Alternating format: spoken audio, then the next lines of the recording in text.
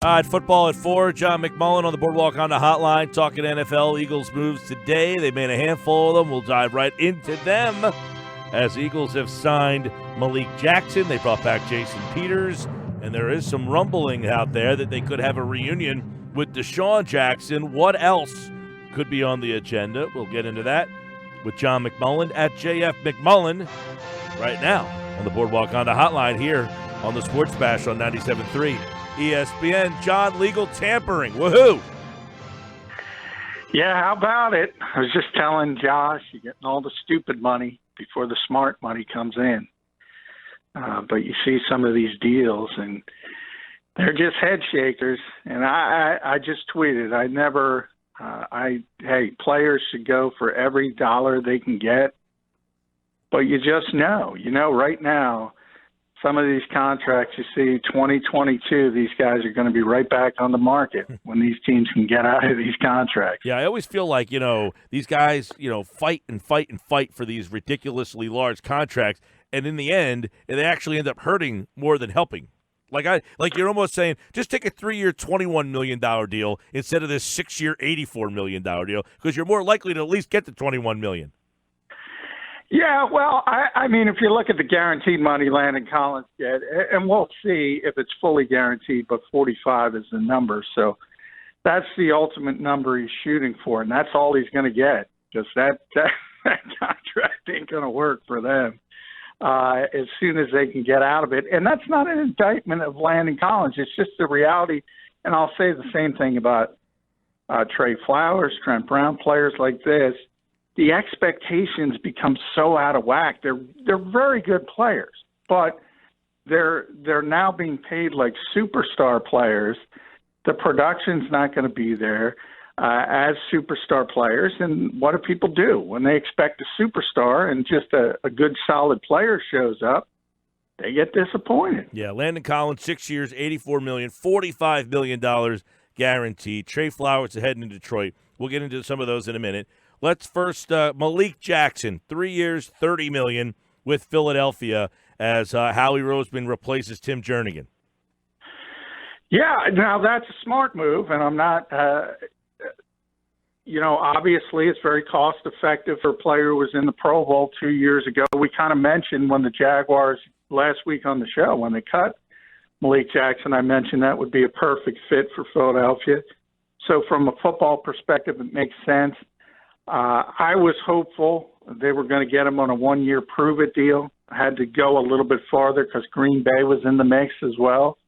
But this is a good player, and a good player that's in a very good spot because he's going to get the lineup next to Fletcher Cox, and that's what I would have tried to sell him on if I were the Eagles and say, look, you're not going to see a double team. So he's going to have a chance to be very, very, very, very effective here. You can see how he builds things. He likes to do it from the trenches out. And you saw it not only today with Malik Jackson, but also restructuring Jason Peters. So the strength of this team has been the offensive, defensive lines. It will continue to be. And that will ensure that the Eagles are a good football team. What were the issues, I put that in air quotes, John, that Malik Jackson had last year? He couldn't stay in the rotation of the defensive line. He was on the field and off the field.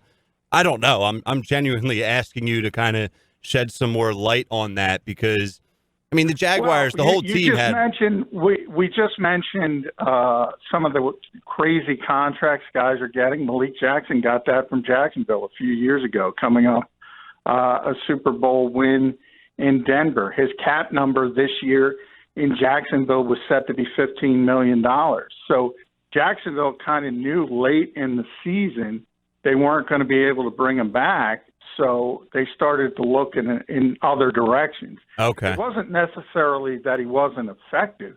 They knew he was one of their best defensive linemen. I think he had 51 pressures on the year, which was still top 10 for a defensive tackle, and that's with not playing as much as he usually did down the stretch because they knew it was over.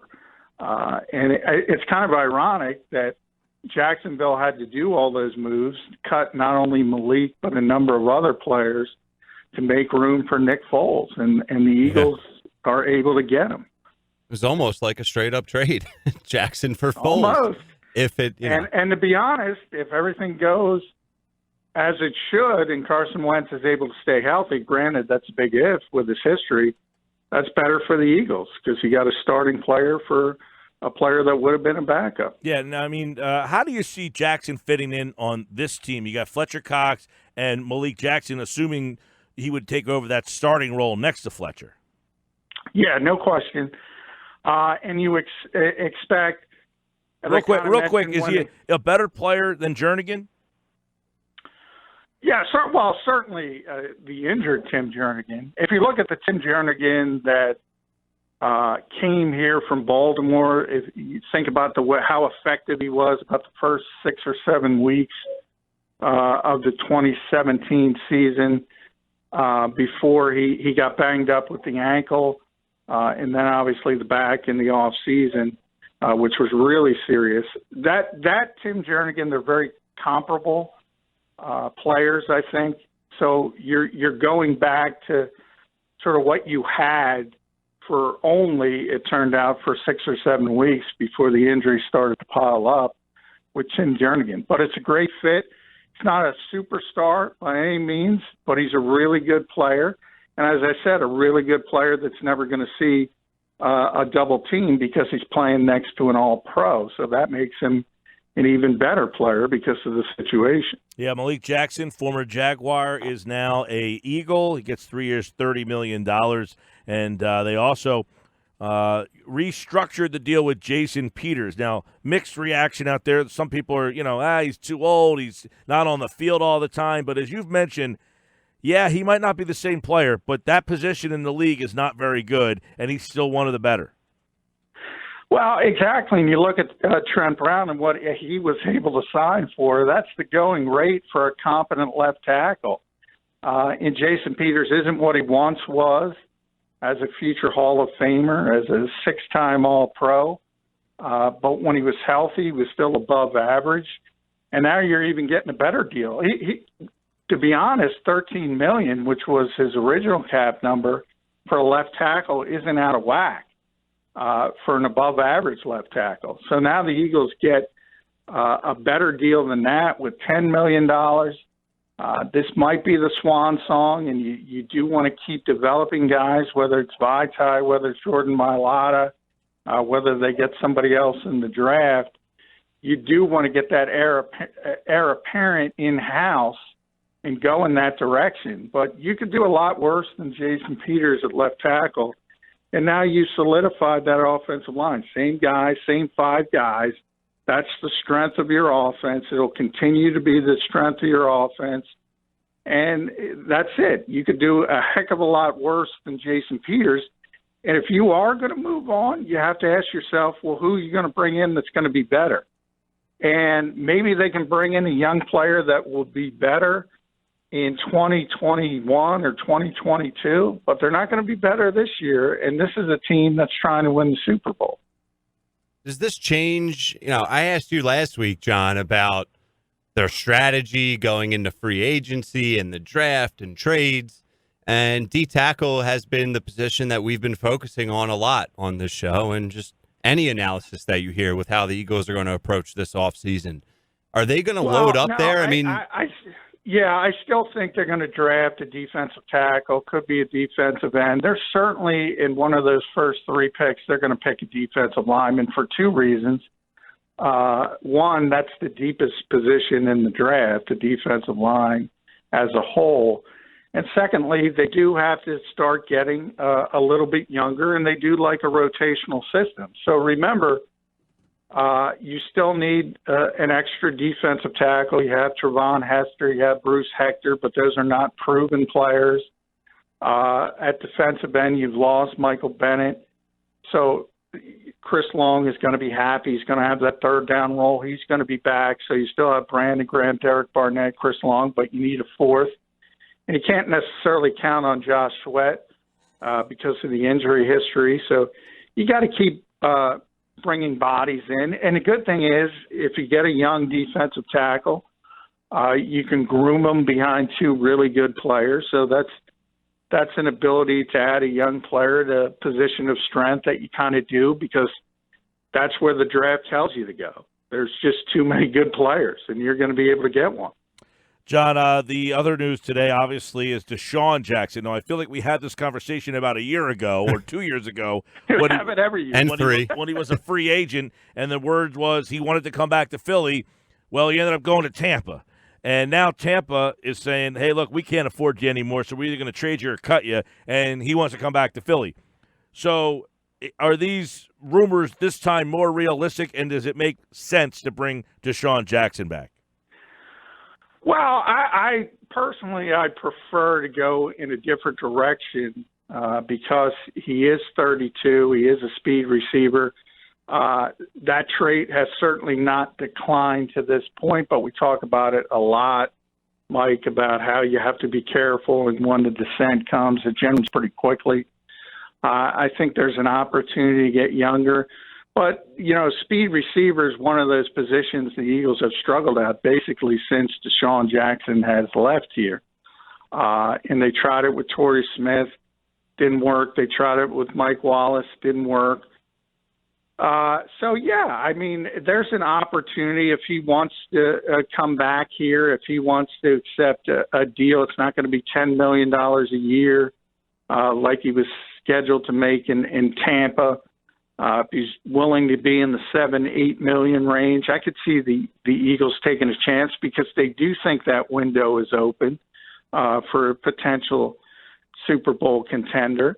And it is a position that they've struggled at. But you also have to look at Deshaun's history, and it started when he left here. Chip Kelly's no longer here, so obviously the animosity has lifted from his standpoint, but he wasn't happy at the end of here. He wasn't happy in Washington at the end. He wasn't happy in Tampa at the end. So it's going to be a short window. So I think you have to add all of that into the mix. Is it going to be a fit? And the Eagles have generally been willing to take on players like that because they believe they have a strong locker room. So I wrote about this today. Howie Roseman's willing to listen to anybody. And if he thinks he can improve this team, he'll go in that direction. I personally think it's time to get younger. I talk about it all the time. Nostalgia is great, but you got to stop looking in the rearview mirror sometimes. You say no way the Eagles bring in Deshawn Jackson and keep Nelson Aguilar. So if they bring Jackson in, is it at the expense of Aguilar definitively? Well, first of all, I don't think they want – and it's not think. They don't want to pay Nelson Aguilar his fifth-year option. So they're kind of mulling that. They have to make that decision by Wednesday, the start of the new league year. They want to work out either an extension. I think if they do that, I think it's less likely to bring in Deshawn Jackson. If they work out a trade for Nelson Aguilar, I don't think you're going to have both of them. Let's put it that way. And it's not because of positions. I think positionally it would be a great fit with Alshon Jeffrey and Deshawn on the outside. Nelson goes back to the slot. That's not the issue. The issue is Alshon at $11 million, Aguilar at $9.5 million, and whatever you're going to have to pay Deshawn Jackson. I don't think the Eagles want to budget that way. If the Eagles decide to not go that route for whatever reason and Deshawn Jackson does not become an Eagle, how much is the wide receiver position an area of focus for them in this offseason? What are they doing with Nelson Aguilar and Golden Tate? Are they going to look to, get a different free agent wide receiver? They're going to look to go into the draft maybe earlier than, some draft boards say for the Eagles. Like, what's their plan for that position if Deshawn Jackson doesn't work out? Well, they're definitely going to look as they have, and they've added. As I said, they do it every year. Yeah. But where they have, they've kind of gone the bargain route, and they were able to win a Super Bowl with Torrey Smith at a reasonable cost, but wasn't that effective, to be honest. Mike Wallace didn't work out. Injuries, barely played, but was also a bargain route. at some point, maybe they're going to have to say, you know what, we can't keep going this direction. A lot of people have put them together with John Brown, who's a younger player than Deshawn Jackson can really, really run. And if you can get him, the question is, you see some of these contracts. If he's up in the 10, 11, $12 million range, well, then I don't blame the Eagles for begging off of that. But if you can get him for $8 or $9 million, and the difference between him and Deshawn Jackson is $7 or $8 million, I'd go with John Brown. I really would. John McMullen at JF McMullen, and Eagles working things out with Jason Peters today. It is worth a 1-year max of $10 million, 5.5 guaranteed for Jason Peters. Deshawn Jackson, he wants to come back to Philly, and a lot of people think this is going to be a done deal. And, in fact, Chris Morton said it's destined to happen, and we'll keep our eye on that. And then Malik Jackson, he is in. Antonio Brown traded over the weekend. He's going to Oakland, and I don't know, Pittsburgh wanted a first. They got a third and a fifth. They take a $21 million cap hit here. This reeks of them just saying, we want to be done with this. Just get them out of here. Yeah, that's what it was. I mean, it's certainly not production-centered. He's been the most productive receiver in football for a 5-6 year period. But he has the relationship with Ben Roethlisberger was fractured to the point that he was doing things on social media and made it clear that there was no way back. He napalmed the bridge, so to speak. There was no way he was able to go back from Pittsburgh, and that's an NFL record for dead money. I just talk about some of these big money contracts being signed, and I use the year 2022 as those players being back on the market. That's generally because you have to wait until you don't have these giant dead money costs to your cap. Well, Pittsburgh was so fed up that they were willing to take it. It's unheard of. It really is for a player of that caliber. To not only take less to get him out there, because obviously he's better than a third and a fifth round pick, but to also take on all that dead money, it just tells you how badly they wanted him out. And it was a cancer-like situation from their standpoint. And it's a shame because he's certainly one of the best players you're going to see, one of the best receivers in Steelers history, one of the best receivers in NFL history, to be honest. And all of a sudden, if he's happy, and who knows if he's happy? Who knows? He was on a contender. He had a future Hall of Fame quarterback, and he wasn't happy. He's not going to have that in Oakland, at least early.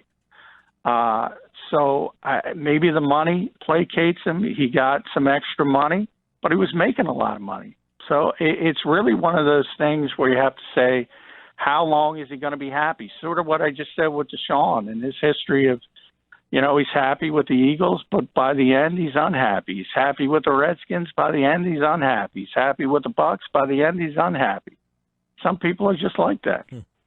Do you think, John, in today's society and culture with social media, Mike and I were talking about this earlier, a player can go on social media and they can kind of create a narrative or lean a narrative in their favor regarding the organization they're with, their quarterback, whatever it may be. Do you think players in the NFL in today's world have more control / power, less of it? Or is it the same? Because like you said, he kind of got rushed out of there for a lot of different reasons. Now he's in Oakland. Does that favor him? Or are players gaining control and power back like the NBA or less? Or, what's your take on all that? Well, I think that's wholly dependent on the individual. Like I just said, I just kind of explained with Antonio Brown, what does he want? He got an $11 million raise over 3 years. But if you think about it, from his perspective, he was already going to get paid a ton of money. So, a little bit over $3 million per year, yeah, that's great. It's certainly better than not having that. But a lot of players would want to play with a Super Bowl contender. The Raiders are not a Super Bowl contender right now. That's just the situation. Maybe they will be in a couple of years. Maybe they won't be, but they're certainly not now. And they certainly don't have a quarterback who's going to Canton. Maybe Derek Carr develops. I think it's more likely John Gruden, like he always does, has already fallen out of love. I think he's going to draft a quarterback at some point, to be honest, no matter what they say. So it could turn really bad for him. So you have to ask yourself, how important was it for you to get out of Pittsburgh? Only Antonio Brown can answer that question.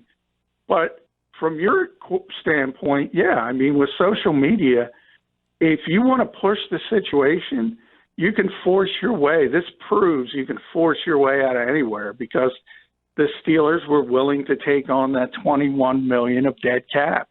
So if you're going to be that big of a you-know-what, you can get yourself out of anywhere. Yeah, well, to me, the $21 million, that's an outrageous number to just accept and take on. Yeah, and that kind of tells you how bad the situation was. From their standpoint, as I said, it's an NFL record.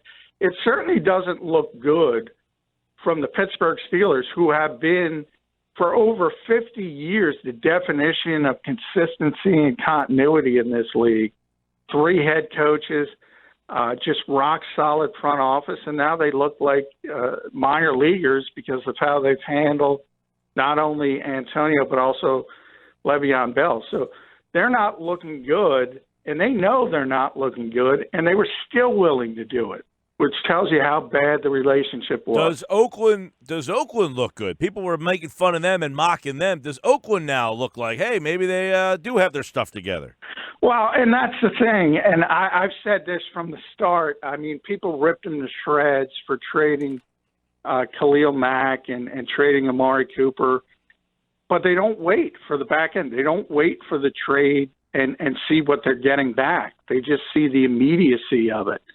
And the fact that the Raiders stunk last year. But all of a sudden, they have Antonio Brown. I don't think anybody would question, if you just want to rate football players, Antonio Brown's better than Amari Cooper, and it's not close. And Cooper was great for the Cowboys. Now, Khalil Mack was a tremendous player, was in the conversation for Defensive Player of the Year, completely turned around the Chicago Bears. But he's also getting paid, I think, $23 million. Now, all of a sudden, the Raiders have a chance. We just talked about that draft from the Eagles' perspective, the historic defensive line talent. Well, they're sitting, I think, number 4. They can get practically – they're not going to get Nick Bosa, but they're going to get a high-level edge rusher on a rookie deal that they don't have to pay $23 million. So it's not looking quite as bad as people thought it was. Yeah, the Raiders, hey, look, I don't know. We'll see. I think we'll find out a lot about Antonio Brown. You know what I'm saying? I mean, he had a pretty good quarterback throwing him the football. This isn't to suggest that he's going to stink, but how many times, John, do we see a guy leave a system in a place and go to the next place and he's not the same player? Yeah, no question. There's no doubt he's not going to have the quarterback he had in Pittsburgh. And even though he doesn't believe it, he's going to see it because him and Ben don't get along. But they made each other better on the field. And from Pittsburgh's standpoint, you would have hoped that people can come to the conclusion that you don't have to be friends to work together. But he couldn't come to that conclusion any longer. At JF McMullen, keep it locked on for more NFL news, notes, things continuously happening. And by the way, free agency doesn't open on Wednesday. You're just allowed to legally tamper today. So we'll see what else happens between now and then. John will be back for football at 4 tomorrow. Thanks, pal. Thanks, guys.